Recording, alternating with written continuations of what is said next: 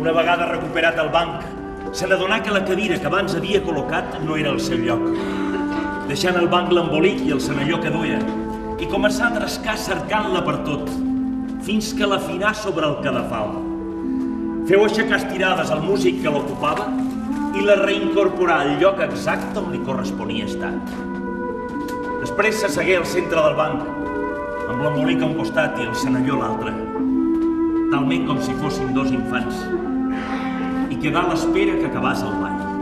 Però la doneta no l'escoltava.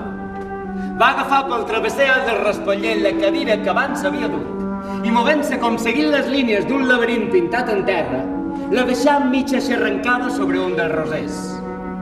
Se la mirà, l'entregirà un pam i digué, parlant tota sola: «Aquí i així, de cara a la paret!» I sense fer cas del guàrdia, deixà on corresponia el fogonet de petroli i se'n tornà, sense mirar enrere, pel carrer d'on abans havia sortit. La plaça humida rotllava com una capsa plena d'espurnes i la doneta es movia dins ella amb la diligència pròpia de qui té moltes coses a fer. Desava les coses que treia de l'embolic o el senalló de palmes pels llocs on li marcava el record, respectant sempre les parets i altres espais que ella sabia impracticar.